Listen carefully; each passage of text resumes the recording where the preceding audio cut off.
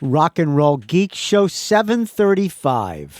Still rocking after all these years. This is the story of my rock and roll butler. This is it, the show that started it all. Often imitated, but never equal. From San Francisco, USA, online since 2004. It's the one and only Rock and Roll Geek Show. With the original Rock and Roll Geek, Michael Butler.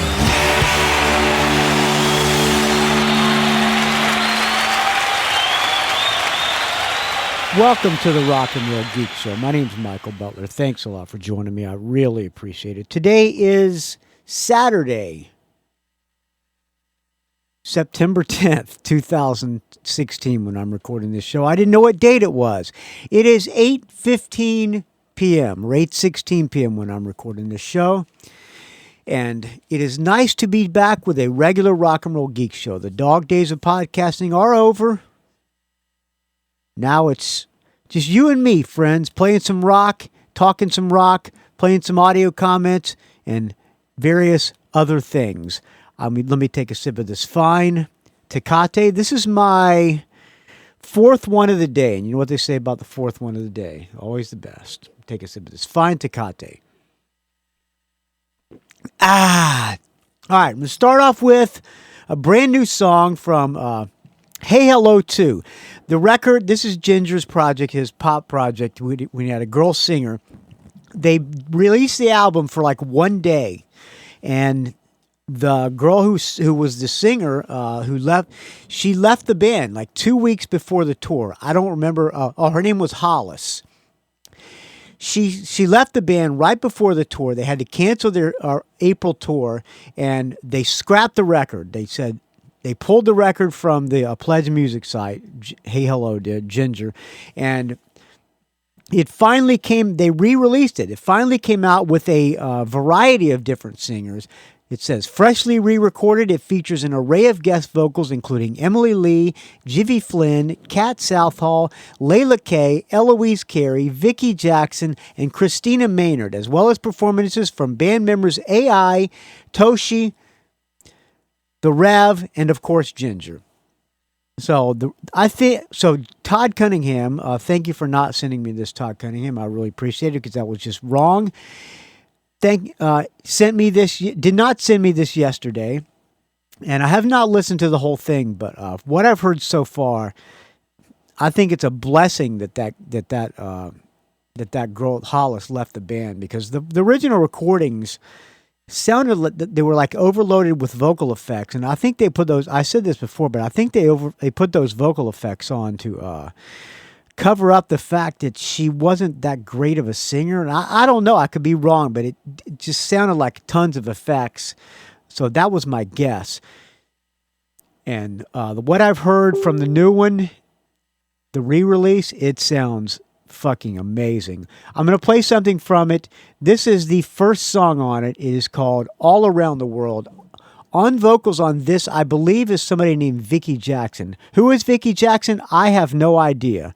But I like it a lot. Here's Hey Hello 2, All Around the World. All around the world.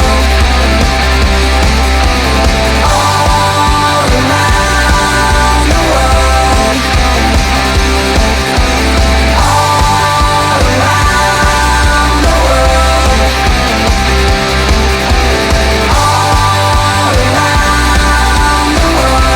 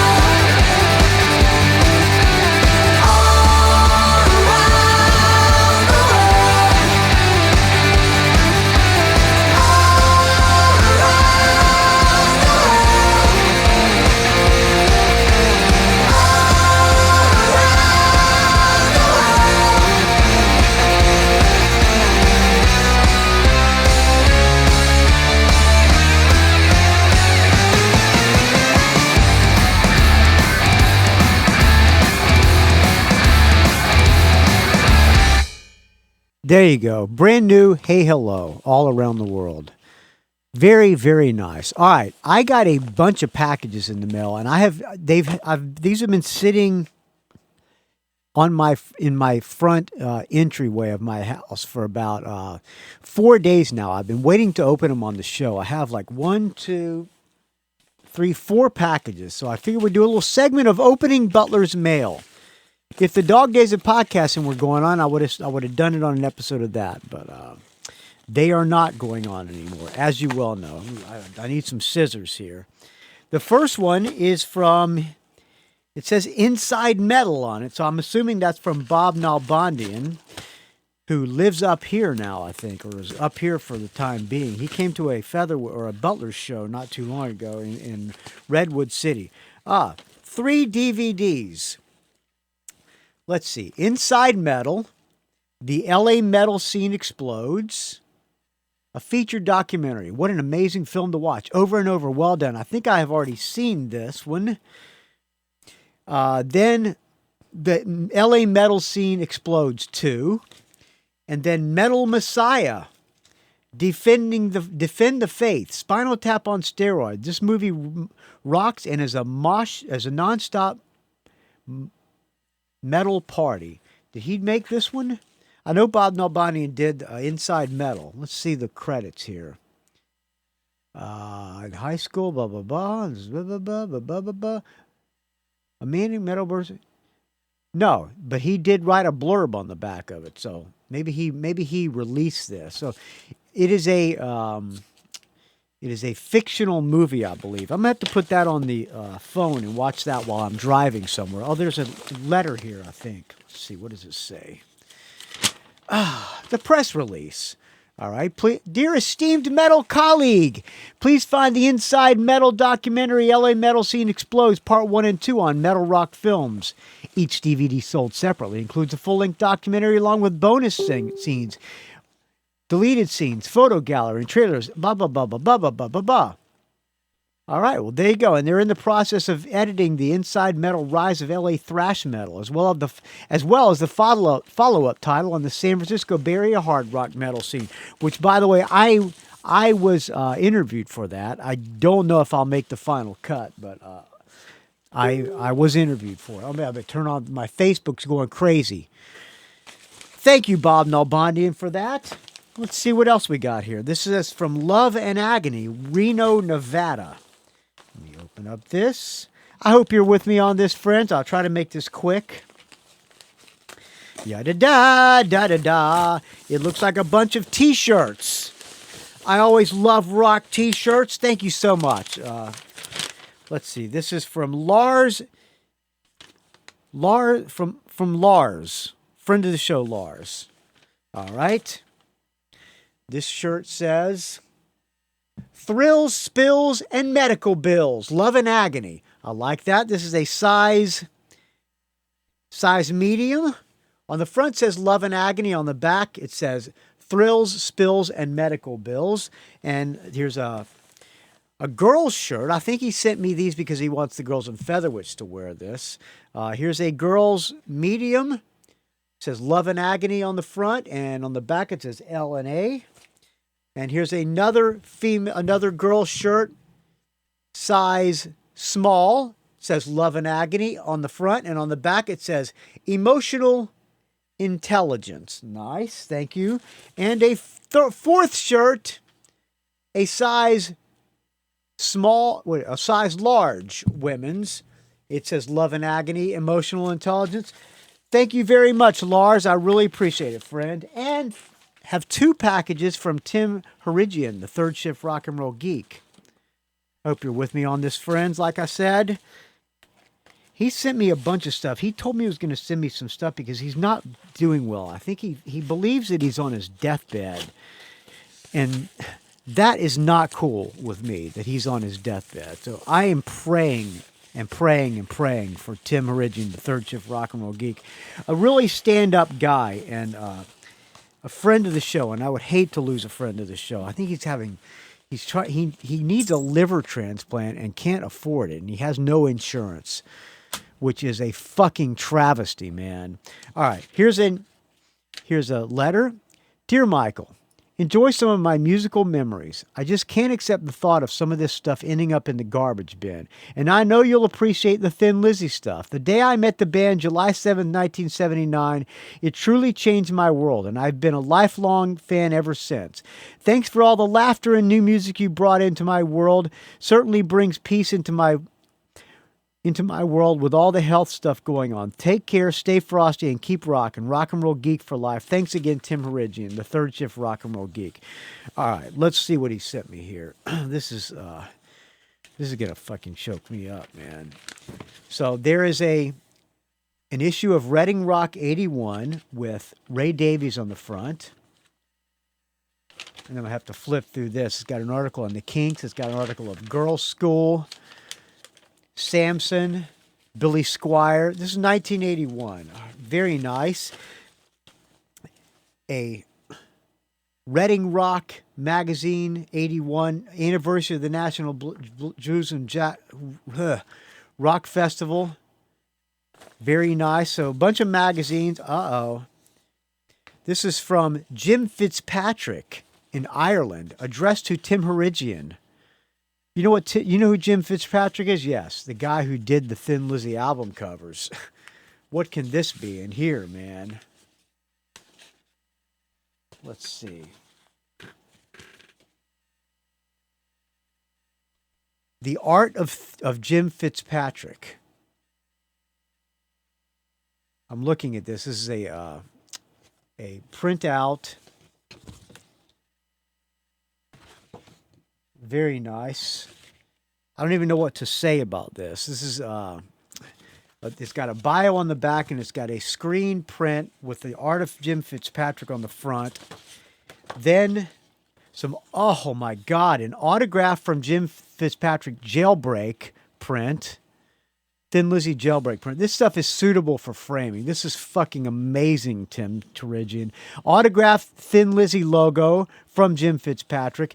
And autographed Phil Lynott drawing from Jim Fitzpatrick. Signed to Tim with best wishes. Tim, man, you fucking shouldn't have. Holy shit. All right. And a big package from Tim Herigian. Again, I'm sorry for taking so long, but when people send me stuff in the mail, I feel the need to thank them on the show. I'm opening this. This is packed in cardboard, so this is poster size mailer here, and it's very well sealed. I hope I don't cut whatever's in it.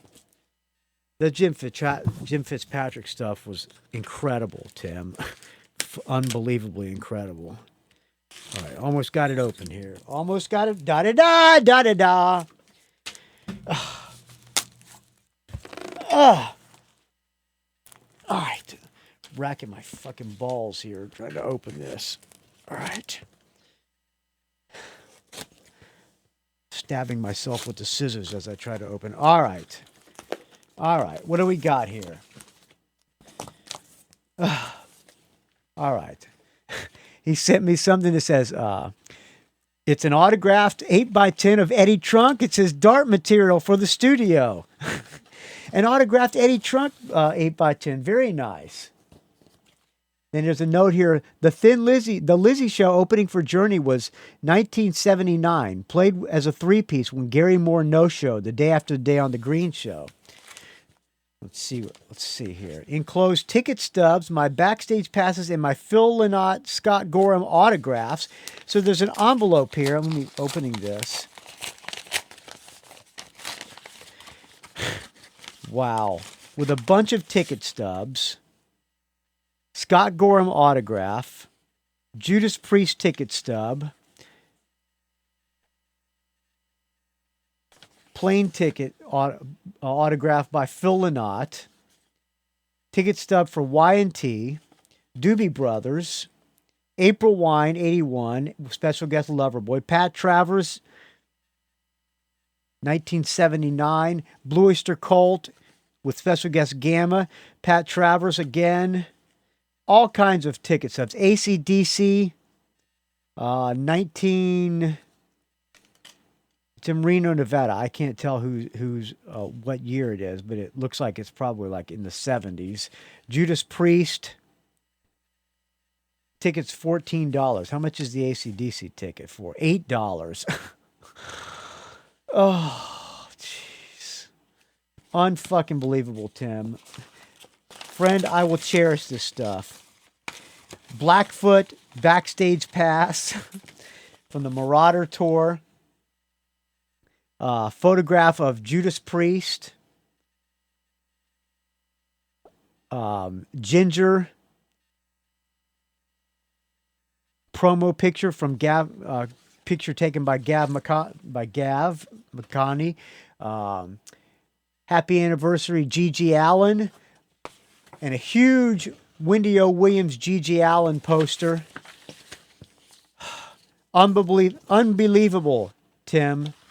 Thank you so much. I don't know what to say, but thank you. And this stuff will be cherished, and I'm going to have to frame a lot of this shit.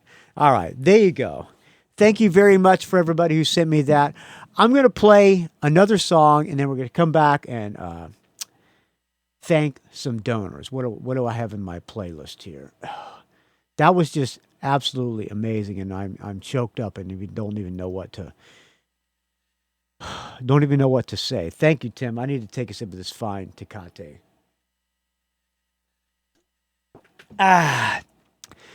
This is something that was sent to me from Michael Street, friend of the show. Enough's Enough from 1999. This is a Cheap Trick cover called Everything Works If You Let It.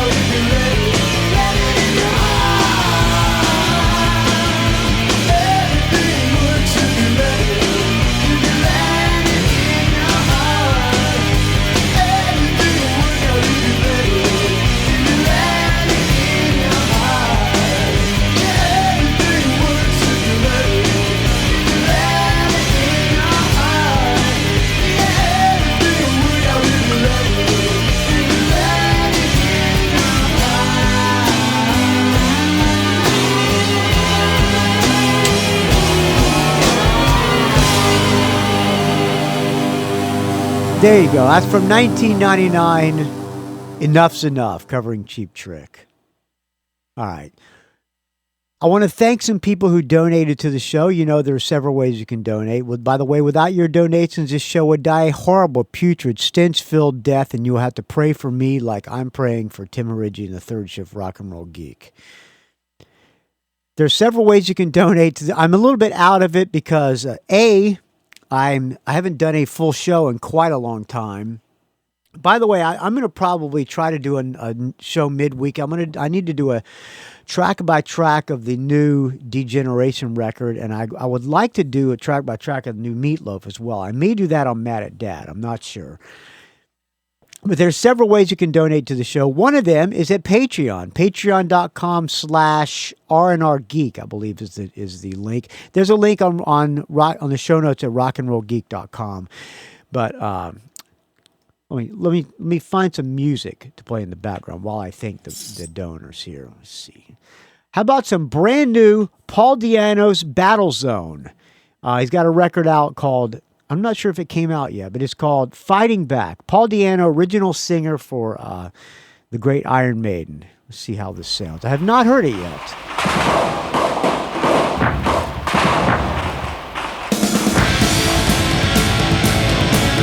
Oh yeah, that should be good background music to thank the donors too.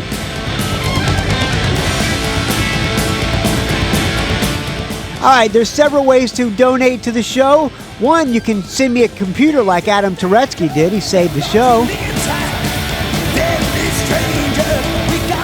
You can also donate at patreon.com/RNRGeek, like Ken Kennedy, a Dog Days of Podcasting participant, donates $5 every episode on Patreon. Thank you, Ken Kennedy. I really appreciate it, friend. What else do we have here? That's a little bit... this might be a little bit better. Thank you to Chiaki Hinohara of the Metal Moment podcast and the Japanese Metalhead Show, also a Dog Days participant. And Chiaki's coming over tomorrow. We're having a crawfish boil with the leftover crawfish that we froze. Supposedly, if the crawfish is still alive, you can freeze it while it's alive and then it stays fresh. So we're going to find out. We're going to make it tomorrow. And I also have some jambalaya going in the crock pot. So we're going to have a crawfish boil, some jambalaya, and we're going to have some beignets.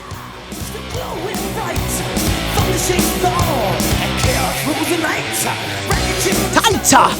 Thank you to Bruce McMillan, also donates $2 every episode on Patreon. Thank you to Brian Springer for $5 every episode. Thanks to a new donor, Bette Wood. That's right, a girl donated to the show. $3 every episode on Patreon. Thanks to Dave Slusher, co-host of Mad at Data and my podcast mentor. Also a Dog Days of Podcasting participant as well. Thank you to Mathew Hunt, brother of Mike Hunt. All right. He donates $2 every episode on Patreon. Thank you to Eric Stowell for the $2 every episode on Patreon. Thanks to Robert Harvey for the $2 every episode on Patreon.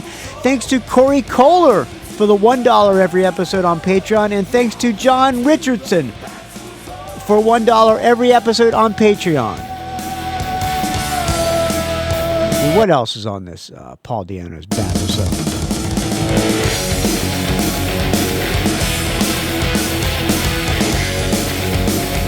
You can also donate through through PayPal. There's a PayPal friends and family donation link, like friend of the show Todd Cunningham did. He donates $10 every month on PayPal. Thank you so much, Todd Cunningham. I really appreciate it, friend. And thank you for the hey hello too. That would have just been wrong if you did not send me that. All right.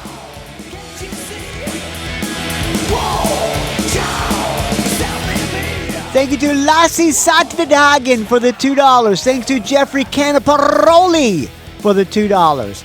Thank you to Stephen Mascord for the $5. Thanks to Sigmund Hydasher for $5. Thanks to John Skiller for the $2. Thanks to Bradley Lisco for the $10.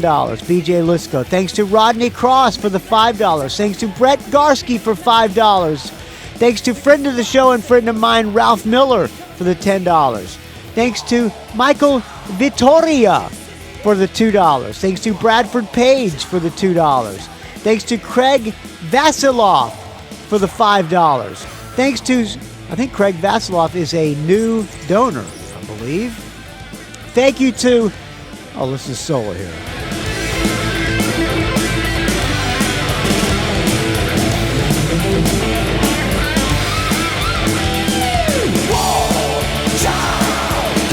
Thank you to Dave Jackson in School of Podcasting for the $10. Thanks to Chris Stanley for the $10. Friend of the show and friend of mine. Chris Stanley just sent me a shitload of music from a lot of bands who I already knew of, but some bands that I have not knew of, like Elizabeth Cook, Government Cheese, and several other ones. Thank you to I'm out of practice. Thanks, Chris Stanley. I really appreciate it, friend. Thanks to Peter Spark for the $2. Thanks to John Baveri for the $5. Thanks to Michael Mack, friend of the show, for $2. Thanks to Patrick Shanahan for the $20. Thanks to Chris Harrison for the $10. Thanks to Mario Zoth for the $2. Thanks to David Ivey for the $5. Thanks to Jeff Thiedelicki for the $10. Thanks to Paul Fondry for the $10. Thanks to Anthony Justice for the $10. Tried to get him in before that song was over, but I didn't. Another one. Here you go. Thank you to Anthony Justice for the $10. Thanks to Adrian Boschen, Bosch Rock in the forums and on the Rock and Roll Geek Facebook page that I did not create, but I do approve people. So if you would like to be approved, go to the Rock and Roll Geek Facebook page and I will approve you promptly. All right. Thanks to John Tennis for the $5.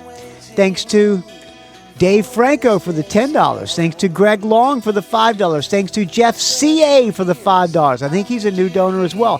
Thanks to William Moffitt, new donor, for the $5. Thanks to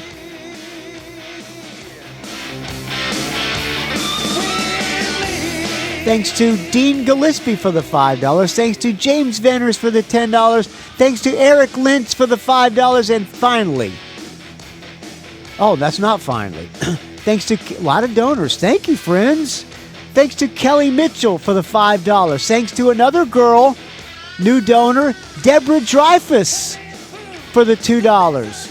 Thanks to Richard Fusey for $2. Thanks to Dale Roller for the $5. Thanks to Andrew Howe for the $5. Thanks to Jer O'Carroll for the $5. Thanks to Jason Shepard for the $10. Thanks to Christopher Del Grande for the $5. And finally, thanks to Michael Street, who donated the Enough's Enough CD and at least $20. For a while there, he was sending me like $3 a day. So he's donated at least $20. Thanks to Michael Street, and thank you to everybody who donated. It does my heart good, friends, and the show can live to see another month. Without your donations, this show would die a horrible, putrid, stench-filled death. And I take a sip of this fine Tecate in the Yeti knockoff koozie. By the way, YetiKnockoffs.com is now on with a bunch of... It's going to be having a bunch of stuff about Yeti knockoffs created by Dave Slusher. Thanks to everybody who donated. Let me take a sip of this fine Tecate.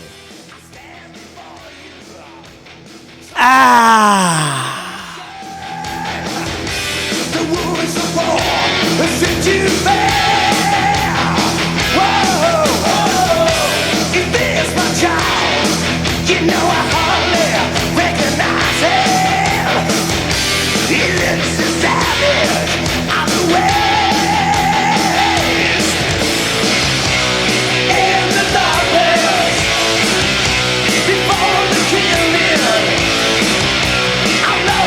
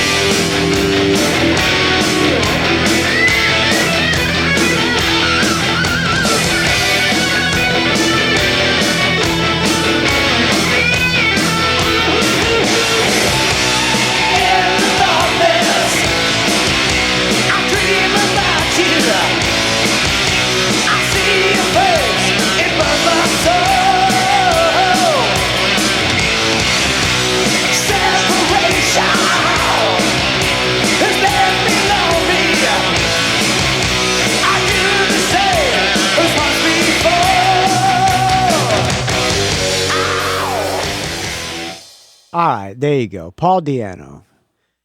I got a few audio comments, so why don't I play one now? Hey, Michael Butler.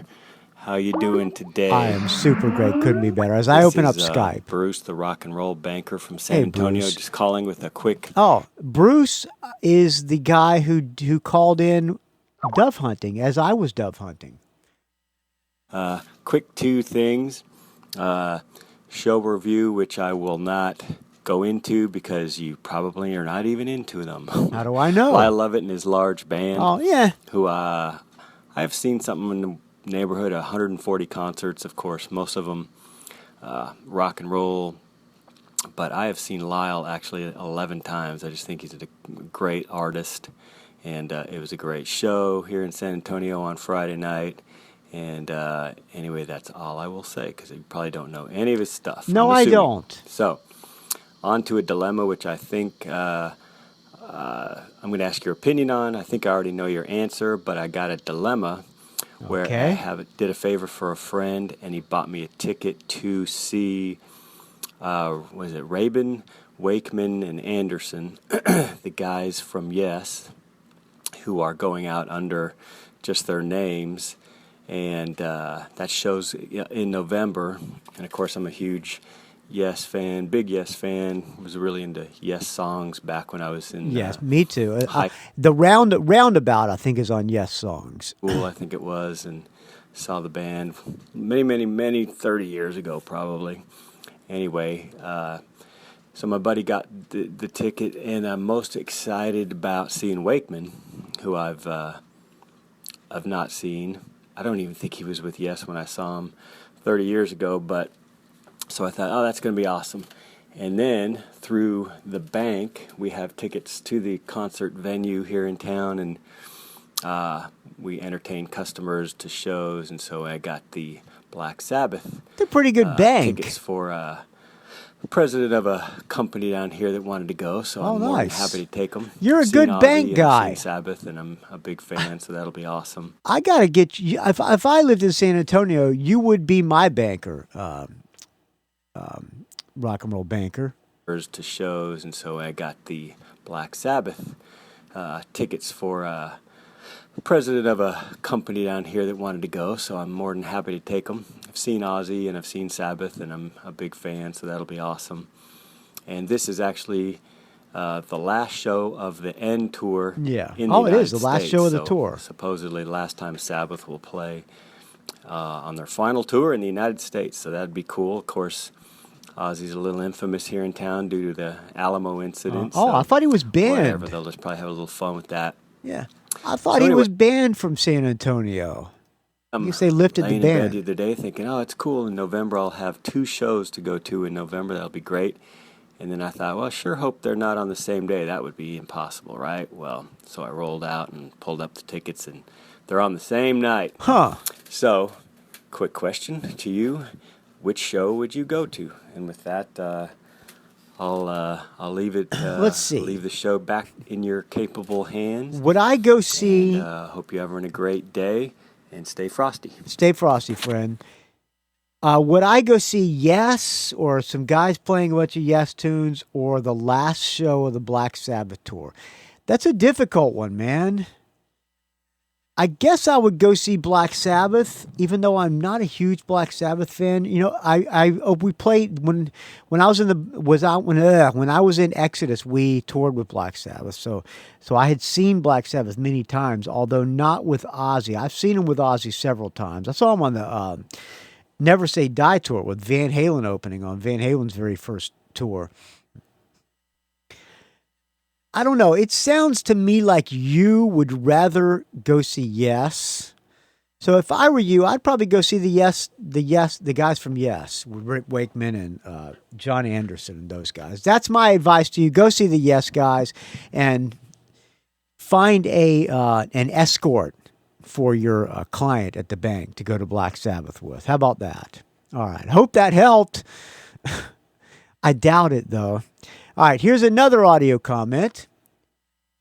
I don't know who this is from. Hello, Michael Butler. This is Country Dick Oh, calling. hey, Country Dick. Hey, Country.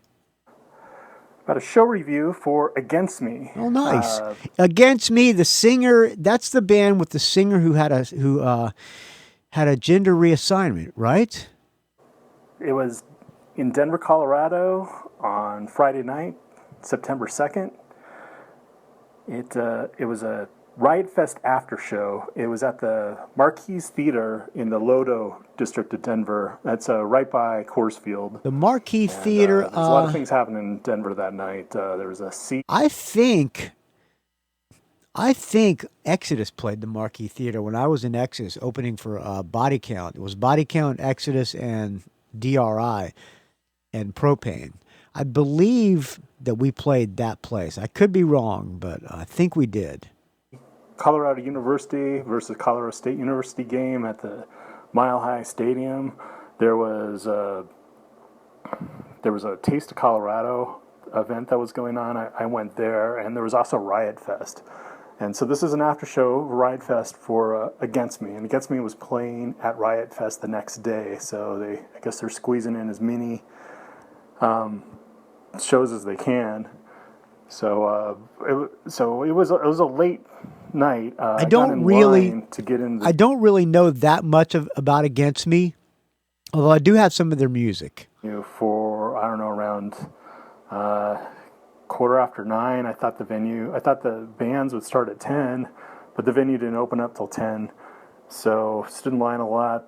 A bunch of drunk people saw the slowest fight in the world break out. They were still fighting. A couple guys pushing each other.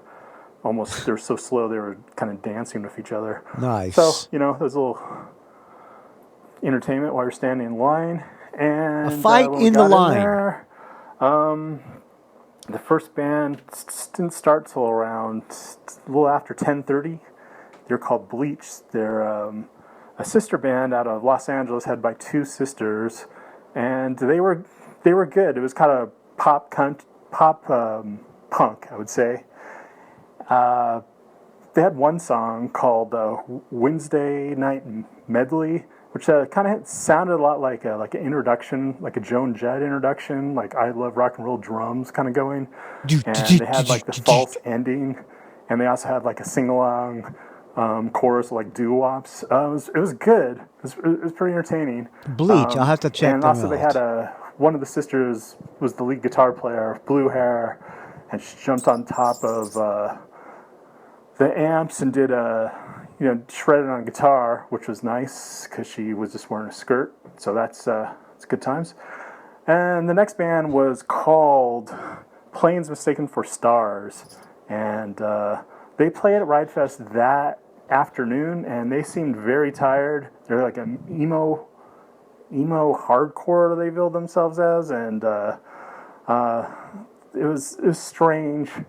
I guess the less said about them, the better. Okay. Except they went long, which is, when it's past midnight and the headliner hasn't started yet. Yeah, exactly. And you're playing 20 minutes past everyone knows you're supposed to. The crowd's not going to like you, especially if I think their last song lasted like 7 minutes of a bunch of amp, feedback and, musical masturbation and, Right. Jacking off. Like you always say, don't bore us, get us to the chorus. Exactly. So they left, thank God, and then Against Me started a little while later.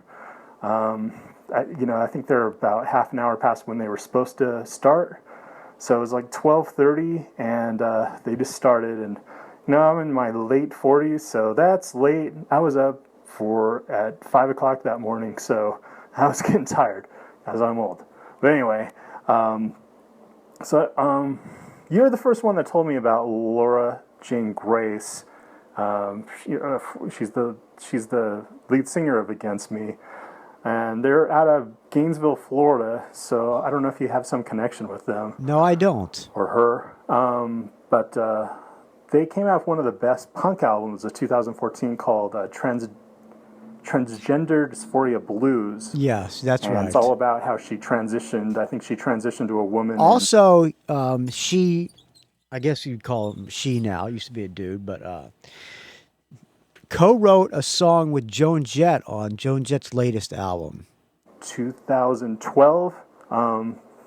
And it wasn't, the crowd wasn't, I think there was like 3 transgender people that I could see there. So it was mostly just hardcore people from Riot Fest. That's good. It's kind of, you got to hand it to the guy for sticking to his guns, wanting to change it. And he said, fuck it, I'm doing it and I'm keeping the band together. And if nobody likes it, you can go fuck yourselves. How was the crowd? Was it packed? Love Against Me. It was just a crowd of, I don't know how many people that sounds fits. like it. I want to tell you. It's just a small club, so it couldn't fit more than, it's under like, I would say 400 people. Sold out, of course. And, okay, good. They knew every word. Everyone sang every word, good. every song they sang. Especially that that 2014 album. That's hard to say. Dysphoria Blues. Yeah. It's crazy that they. I've never been to a show like that from kind of not the best known band that everyone knew everything, but people love that, and it was kind of like tribal. They were all just shouting all the lyrics, and that's great when that happens. She did a cover version of Clash's "Train in Vain," and she said that was all for the moms and dads. Say you stand by me. I'm not a father, but everybody in the crowd kind of looked at me because I was one of the oldest ones there. And there was also people that were jumping up on stage, and the bass player, I think he's a Swedish guy, I guess, that's been playing in the band just for a few years. I think he was on their album, but he's Inga Johansson. He looks like one of the Ramones, with the hair that's all dyed black and it's straight down. He just let the guy grab his microphone and sing right into it, and then the guy just disappeared as he stage dived into the crowd, and there was nothing. The crowd didn't, they didn't do anything about it. The security guard by me just deeply sighed. And so it was like a well-behaved mosh pit. They didn't get out of control, but I stayed way away from it. And it was a fun show. Especially the album, the songs that they sang in the album I knew, and people just loved her. And she later tweeted, because as they played later, I guess that day, because it was we didn't end until around 2. She said she tweeted that she basically just said that. I wish my band would recognize what a triumph of the human will and spirit is that actually showed up for the lobby call this morning. Because I'm sure after playing a show like that so late, I'm sure you can't go to bed right away. Because they played early at Riot Fest that day, so it was fun. And if you follow me on Twitter under Country Dick, I have some pictures and a show review. I write a blog called Old Man at the Show. It's my own plug. Very nice. Old Man at the Show. Let me write Stay that frosty. down. Stay frosty, friend. Old Man at the Show. Go to Old Man at the Show blog. I will try to post a link on the show notes if I can remember. A lot of times I'll forget to do the show notes properly. But Old Man at the Show. Let me see if I can find that here. Old Man at the Show. All right. Of course I don't see it. All right, enough of that. How about some brand new Against Me for you, Country Dick? The record is called Shape Shift with Me. I don't know. I don't think it's out just yet. It might have just come out. It's called Shape Shift with Me. Brand new song from Against Me. The song is called Crash.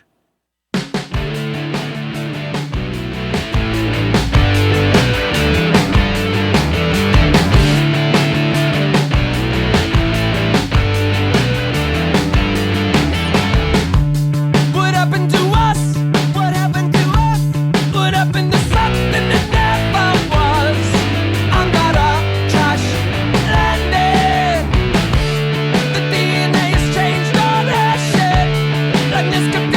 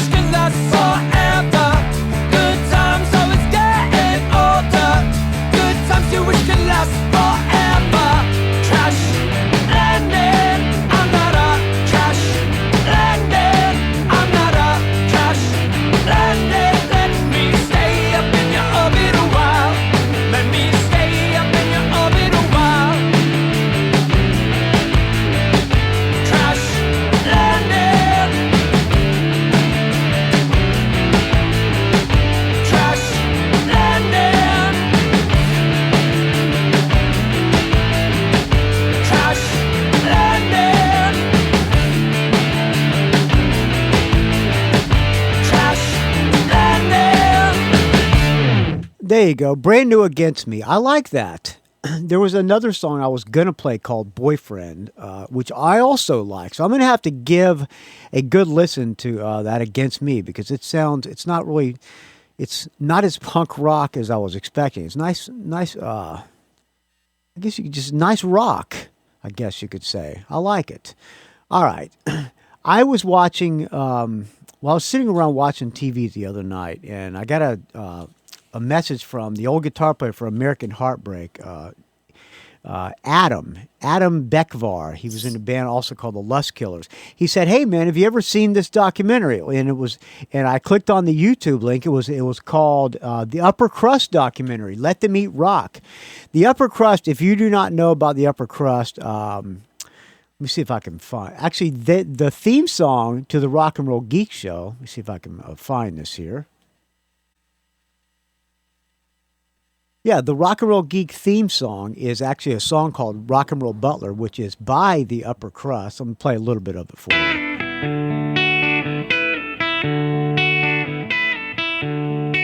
You've heard that.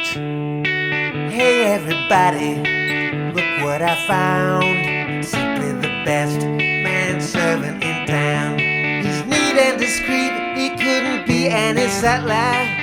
This is the story of my rock and roll butler. I don't care what kind of clothes you... You've heard that song. So I watched this thing on YouTube. It was like an hour and a half long. It was a really good documentary. It was like super low budget, but I learned a lot about the Upper Crust that I never knew. These guys, they wear like the those Edwardian white wigs, the curly-haired wigs. I don't know what the hell they're called, but you know what I'm talking about. The white wigs that the guys wore in the courts back in the UK or in England way back in the old days.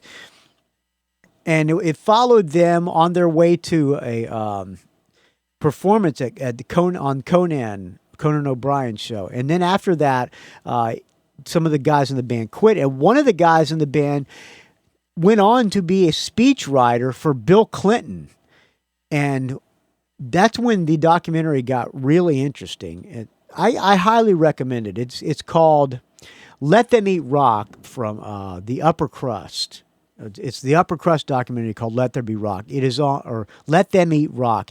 It is on YouTube. I'm going to put a link in the show notes at rockandrollgeek.com. It's free. You can watch it, and it's quite entertaining. Should I play an Upper Crust tune? What? I think I will play an Upper Crust tune. How about, let's see. How about Let Them Eat Rock?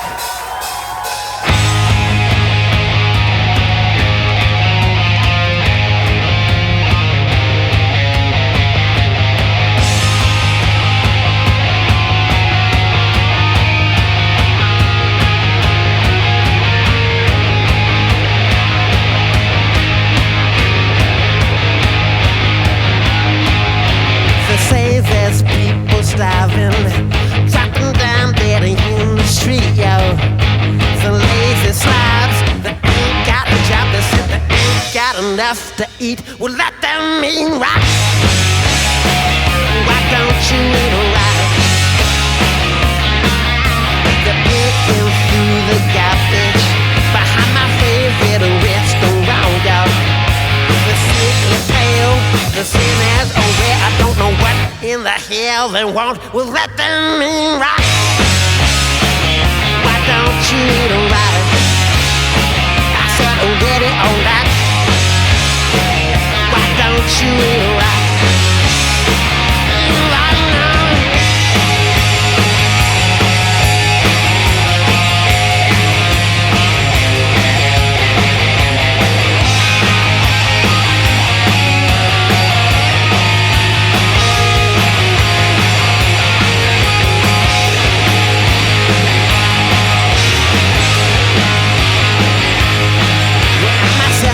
The pang of hunger, but I know about one thing with, and that's the way I feel after a 12-course meal. When I feel like I'm about to burst, well, let them eat right.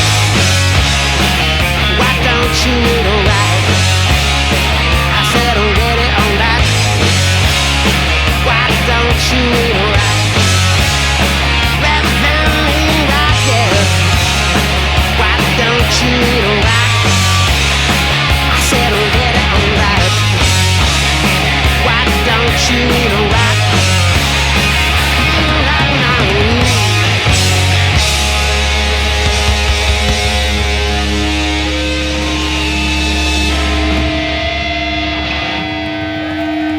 All right, there you go. All right, there you go. The Upper Crust. It was live version of Let Them Eat Rock. All right, a couple of quick news items, and then we will get the hell out of here. I'm kind of easing back into the groove of doing a regular length show, and I apologize for the unprofessionalism, but what are you going to do? All right, a couple of news items from this is from everybody's favorite rock news site, Blabbermouth.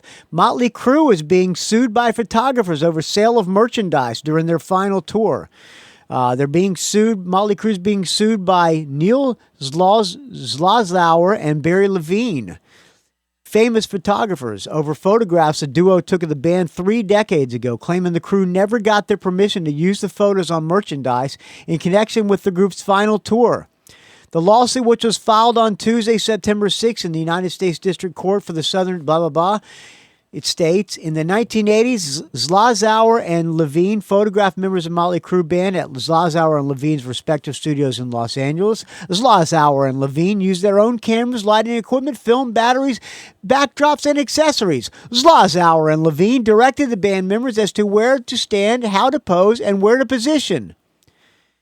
In January 2014, Motley Crue announced they will be touring for the very last time. Blah, blah, blah, blah, blah.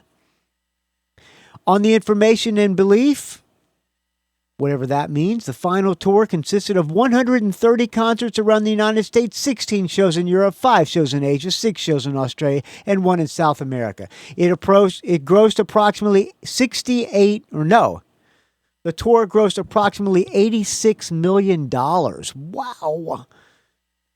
Upon information and belief, Motley Crue, Motley Touring, Global Incorporated, blah, blah, blah, blah, blah, blah, blah, blah, blah. They copied the Zlazauer and Levine photographs and placed them on merchandise to sell to the public. Upon information and belief, the merchandise was sold on their websites at concert venues and third-party merchandise websites. Let me take a sip of this fine Tecate because I'm losing my voice. So, Zlazauer and Levine apparently do not like that. And they claim that Motley Crue, Motley Touring, Global Incorporated, and Global Limited sold the merchandise on their websites and sold the merchandise in concert venues around the world. And they claim that the defendants infringed the plaintiff's copyright in the photographs by reproducing, publicly displaying, and selling the photographs. All right, blah, blah, blah, blah, blah. They're seeking profits from the sale of merchandise featuring their photographs as well as damages and attorney fee. It does not say how much they're trying to get, but I'm guessing it's a lot of money. And there is no response so far from the Motley Crue guys. Well, some of the comments on Blabbermouth, I thought they were suing because Vince Neil's ginormous frame was too much for their wide-angle lenses to contain and subsequently cracked. All right, that's stupid. Suing after 30 years sounds more like Trolls is out for easy money. The tour ended less a year ago, not 30 years ago, says Rusty Moore. Okay. Mr. Levine, psst, hey, Zlazauer, let's wait till the tour is over and we get a lot more money. All right, enough of this. One more news item. Izzy Stradlin explains why Guns N' Roses is doing the tour without him. Because Axl said, this is from 6cents.iheart.com, which I guess is Nikki Sixx's website. I don't know about this website. Anyway, Izzy Stradlin has responded to Axl Rose's comments as to why the guitarist was left out of the group's reunion. Axl said in an interview with Globo TV in Brazil, he said, the cause for Izzy's absence from the lineup, with Izzy, it's just something I can't really describe. I don't know what to say. You can have a conversation and think it's one way, then the next day it's another way. So apparently, according to, I'm not trying to take shots at Izzy. It's just his thing's his thing, whatever that is. So apparently Axl insinuated that they tried to get Izzy to do the tour, but he didn't want to. And Izzy said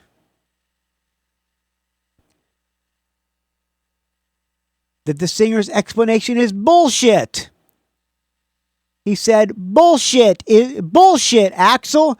They didn't want to split the loot equally. It's simple as that. Moving right along. So apparently he wanted equal pay as Slash and Axl, and they said, no thank you. And that's why Izzy is not on the Guns N' Roses tour. That should tell you a little something about are they really doing it for the music, or are they doing it for the money? Izzy wrote all the fucking tunes. I'm sorry for cussing. Izzy wrote all the tunes. He should at least get split. I'm assuming that Duff and Slash are not getting equal pay. I'm guessing Axl gets most of the money. Maybe Slash is getting most too. And then Duff is probably getting a little bit less, and the other guys are on salary. So there you go. Izzy Stradlin wanted equal pay, and Axl said, no way. All right, one more audio comment, and then we're going to get out of here. The Guns N' Roses reunion. Whoa. Hold on. Back it up here. This is an old audio comment from before the dog days of podcasting. Micah Bartlett, Jim S., the rock and roll toothbrusher. Hey, Jim S. Time. How you doing, buddy? I'm super great. Couldn't be better. Yeah, me too. Yeah. A bunch of things. First of all, I've been way behind. Just catching up. Me too, friend. Your 700th episode. Congratulations on that. Bunny Carlos and the greatness of Meatloaf. I think you missed a couple opportunities there with Meatloaf. There's other things. That record, Welcome to the Neighborhood, was really, really good. There's a couple of songs on there you could have put on there that was solid rock tunes. I know you don't like the epic Jim Steinman record. Actually, I do like the epic Jim Steinman. There's a new Meatloaf. It's coming out this week. It is called, let me see if I can find it here. I have it. Well, I'll talk about that in a second. But it's a Jim Steinman produced. Songs that he did, like Bat Out of Hell and stuff. You kind of bagged on that a little bit. No, I didn't. You did play one of my favorites, which is Dead Ringing for Love. I couldn't agree with you more about Meatloaf being, totally rock and roll. Moving on, your track by track of Bunny Carlos was pretty much spot on to how I thought about it. I mean, I had pre-ordered that record. I was a little bit excited to hear from the guy that Cheap Trick kind of screwed over. And I still like Cheap Trick a whole lot. But Bunny was the man. And he reminds me a lot of Ringo Starr now. After Ringo, left the Beatles, he did a couple records and just kind of did his own thing.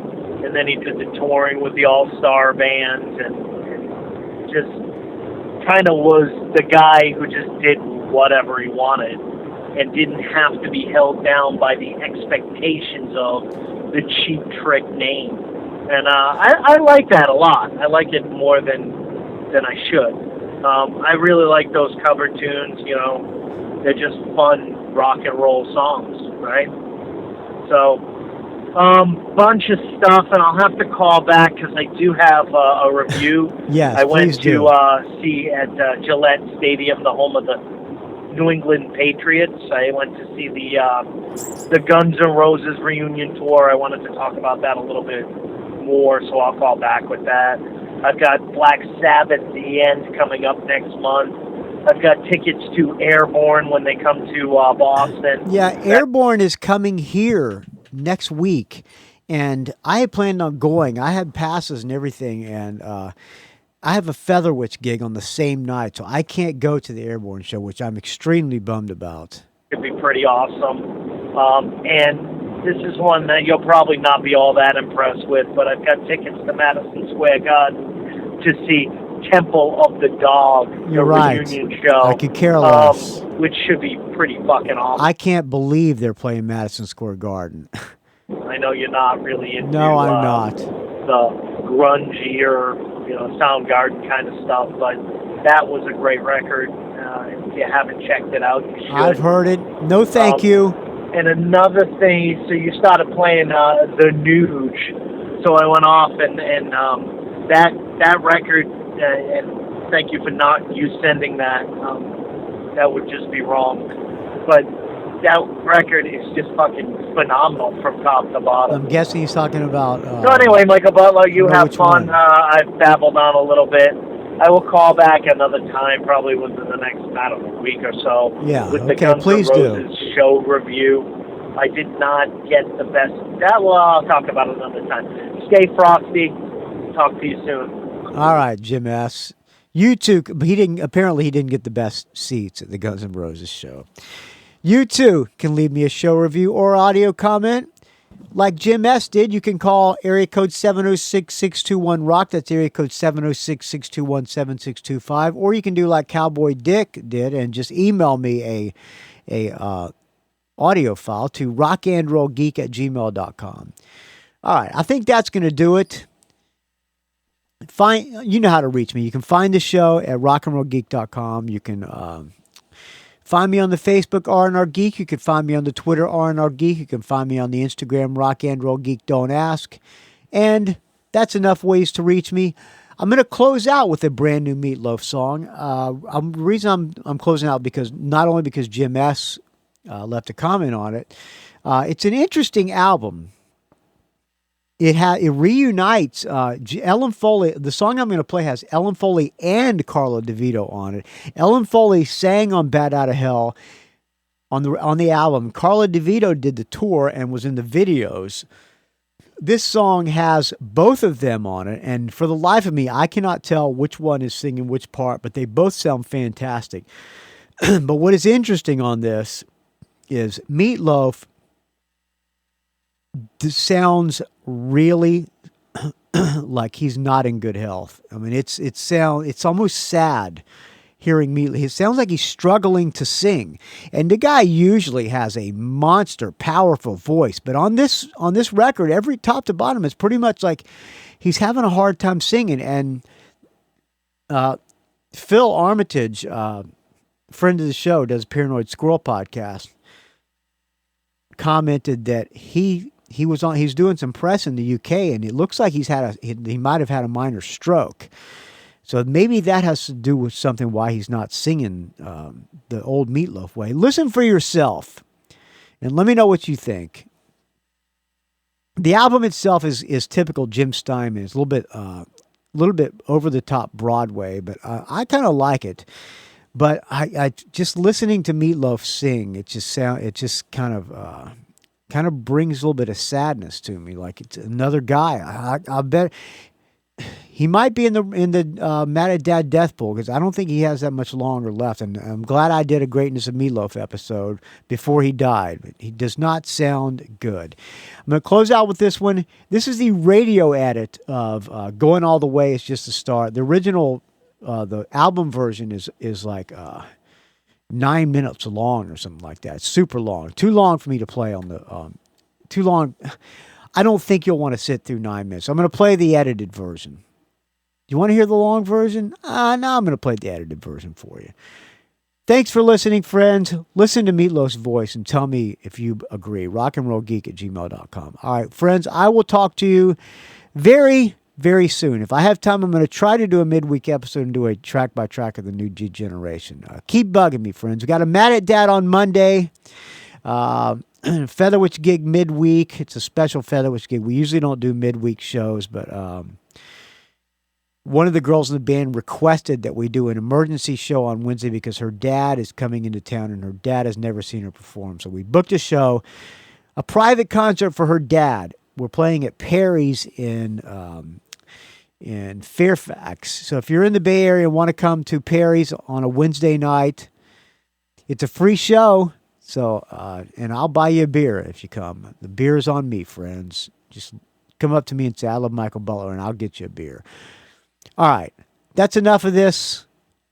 Hopefully I'll have a better grasp of how to talk on the microphone next time, but probably not. All right, here's Meatloaf. We'll talk to you soon, friends.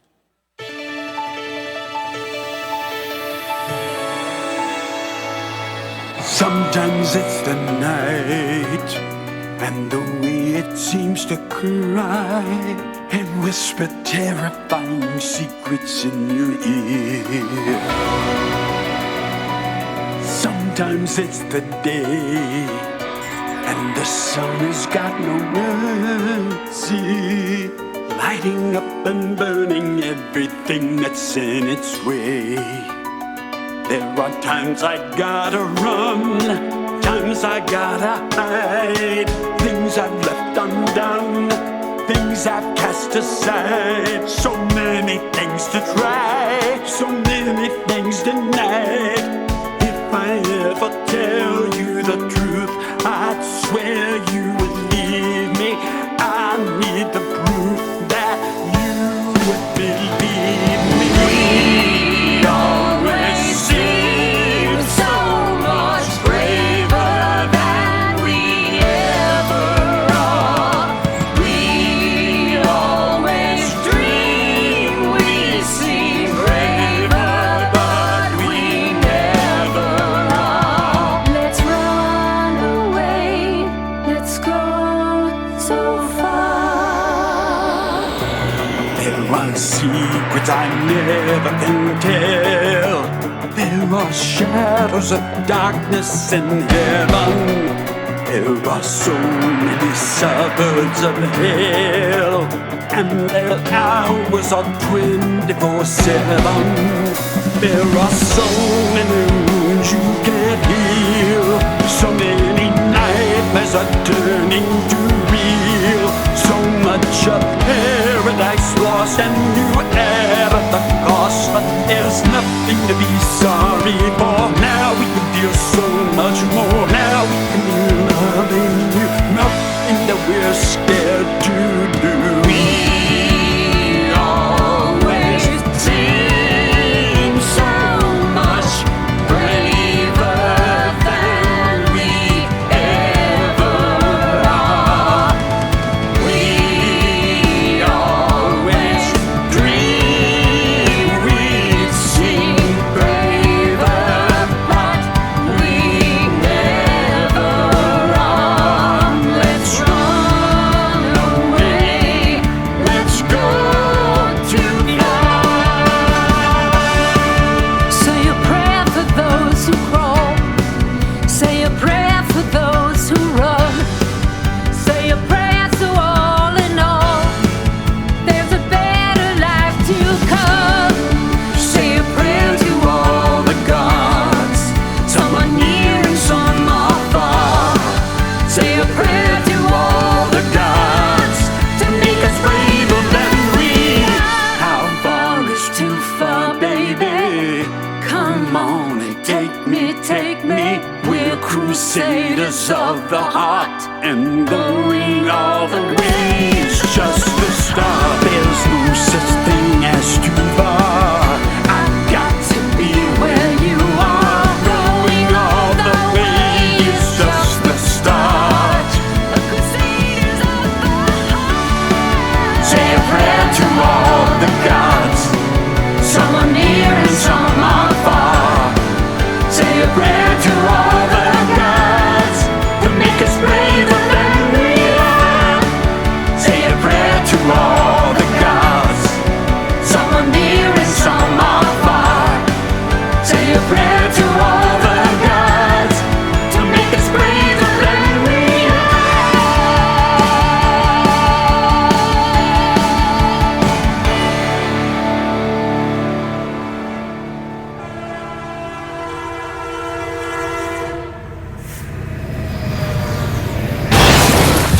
It's a rock and roll geek train wreck.